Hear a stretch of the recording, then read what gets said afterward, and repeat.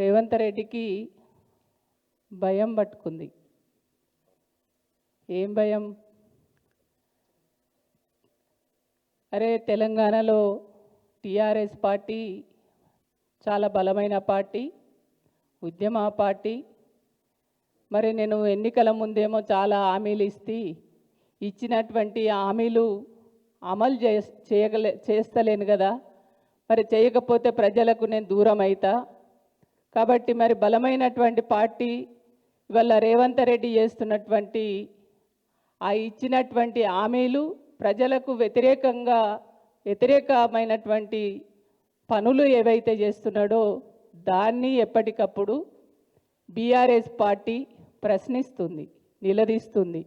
ఒక ఉద్యమ పార్టీగా తెలంగాణ ప్రజల అవసరాలు మనోభావాలు తెలిసినటువంటి పార్టీగా ఆనాడు ఉద్యమంలో ఉన్నటువంటి ఉద్యమ నాయకుడిగా కేటీఆర్ గారు ఒక ప్రశ్నించే గొంతుక, వాళ్ళు చేస్తున్నటువంటి అవినీతిని, వాళ్ళు చేస్తున్నటువంటి ప్రజా వ్యతిరేక పనులనన్నిటినీ కూడా ఎప్పటికప్పుడు నిలదీస్తున్నాడు. కాబట్టి మేము ప్రజలకు దూరం అవుతున్నాం.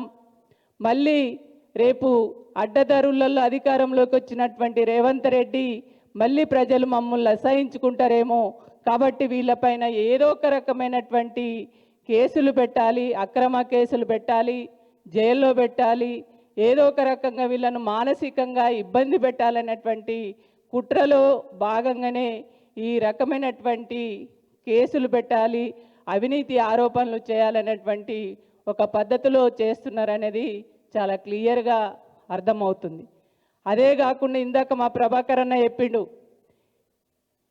జాతీయ స్థాయిలో ఉన్నటువంటి కాంగ్రెస్ పార్టీ, బీజేపీ పార్టీ అక్కడనేమో రెండు కొట్లాడుకుంటాయి జాతీయ పార్టీలు. తెలంగాణకు వచ్చేసరికి బీఆర్ఎస్ను టార్గెట్ చేస్తాయి.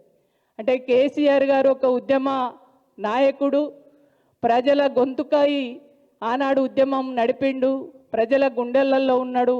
ఈ బలమైనటువంటి పార్టీని ఏ రకంగా లేకుండా చేయాలనే ఒక ఇద్దరు బదురుకొని కుట్ర చేసి ఆ కుట్రలో భాగంగానే ఈ రకంగా ఆరోపణలు చేసి కేసులలో ఇరికియాలని చెప్పేసి చూస్తున్నారు అనేది వాళ్ళ ప్రజలందరూ కూడా భావిస్తున్నారు.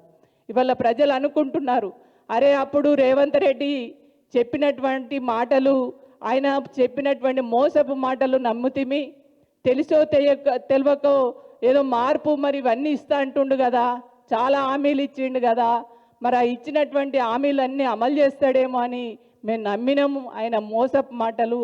కానీ మాకు ఆనాడు ఉద్యమ నాయకుడిగా మా అవసరాలు గుర్తించి మేము అడగకుండానే చాలా పనులు చేసి బ్రహ్మాండంగా అభివృద్ధి చేసినటువంటి కేసీఆర్ గారిని మేము దూరం చేసుకుంటుమి అనేటువంటి ఒక చర్చ జరుగుతున్నటువంటి ఈ క్రమంలో ఇవాళ బీఆర్ఎస్ పార్టీని బదనాం చేయడం కోసం ఇవాళ ఈ రాష్ట్ర ముఖ్యమంత్రి చేసినటువంటి కుట్రలో భాగమే ఇవాళ కేటీఆర్ గారి పైన ఈ అవినీతి ఆరోపణలు అనేది చాలా స్పష్టంగా అర్థమవుతుంది.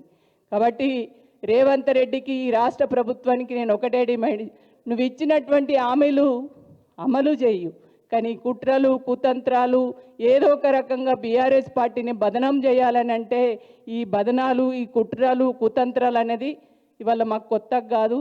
ఆనాడు ఉద్యమ కాలంలో ఇట్లాంటి ఎన్నో చూసినాం. కానీ రేపు రాబో రోజులలో నువ్వు చేస్తున్నటువంటి కుట్రలు కుతంత్రాలు అన్నిటినీ కూడా ఎదుర్కొంటాం. ప్రజలు కూడా రేపు రాబో రోజులలో నువ్వు చేస్తున్నటువంటి ప్రతి పనిని, నువ్వు మాట్లాడుతున్నటువంటి ప్రతి మాటను కూడా గమనిస్తున్నారు.